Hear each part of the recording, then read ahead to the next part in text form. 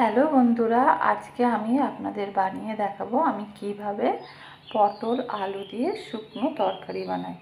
তো এরকম করে আমি পটল কেটে নিয়েছি লম্বা লম্বা করে।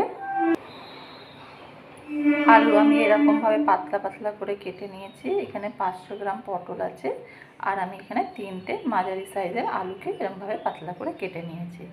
আপনারা আলু যে হিসাবে নেবে।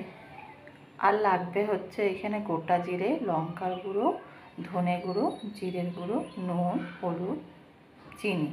আর লাগছে টমেটো। এখানে আমি একটা মিডিয়াম সাইজের টমেটো কেটে নিয়েছি। আর লাগছে কুচনো পেঁয়াজ, কাঁচা লঙ্কা, আর লাগছে সর্ষের তেল। তাহলে সবার প্রথমে আমি কড়াইটা গরম করতে বসিয়ে দিয়েছি। এরপরে আমি এতে তেল দিয়ে দেবো। কড়াইটা আমার গরম হয়ে গেছে। এবার আমি এতে তেল দিয়ে দেবো 5 থেকে 6 চামচ মতন। এবার আমি তেলটা গরম করতে দিয়ে দেব। তেলটা আমার গরম হয়ে গেছে।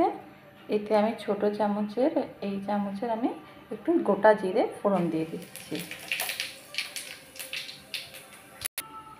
এবার আমি এর মধ্যে কুচনো পেঁয়াজ দিয়ে ঢেলে দেবো। এবার আমি একটু পেঁয়াজটাকে একটু হালকা ভেজে নেব।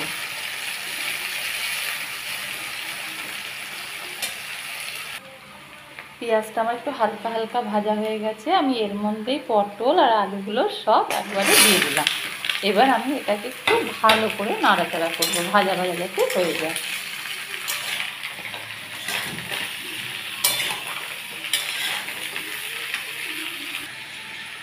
পটল আর আলুটা আমার একটু ভাজা ভাজা হয়ে গেছে। এবার আমি এর মধ্যে গোটা গোটা কাঁচা লঙ্কা 4-5টা দিয়ে দিলাম। আর এর মধ্যে আমি এবার টমেটোটাও ঢেলে দিলাম। এবার আমি আবার একটু ভালো করে নেড়ে নেব, টমেটোগুলো যাতে একটু গলে যায়। আমার টমেটোটাও গলে গেছে, আলু পটলগুলো ভাজা ভাজা হয়ে গেছে। এবার আমি এতে ছোটো চামচে 8 চামচ মতন হলুদ গুঁড়ো দিয়ে দিচ্ছি, ছোটো চামচের 1 চামচ মতন জিরের গুঁড়ো, ছোটো চামচের 1 চামচ মতন ধনে গুঁড়ো। ঝালটা আপনারা নিজেদের হিসাবে দেবেন, আমি এই 1 চামচই দিচ্ছি ঝাল। আর দেব নুন স্বাদ অনুযায়ী। আপনাদের যতটা নুন হবে তো আমি নুনটা স্বাদ অনুযায়ী দিলাম। এবার আমি এগুলোকে ভালো করে কষিয়ে নেব। আমার পটল আলু মশলা দিয়ে সব কিছু কষানো হয়ে গেছে।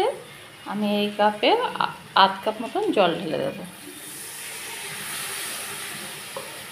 দিয়ে এবার ফুটতে দেবো যাতে আলু পটলগুলো ভালো করে সেদ্ধ হয়ে যায়। তারপরে আমি আপনাদের নামিয়ে দেখাচ্ছি। তরকারিটা আমার প্রায় সব হয়ে গেছে। এবার লাস্টে আমি এই স্বাদ অনুযায়ী একটু 1 চামচ চিনি এতে দিয়ে নেড়ে চেড়ে আমি এবার নামিয়ে নিচ্ছি। তাহলে দেখুন আমার একদম তরকারিটা রেডি হয়ে গেছে।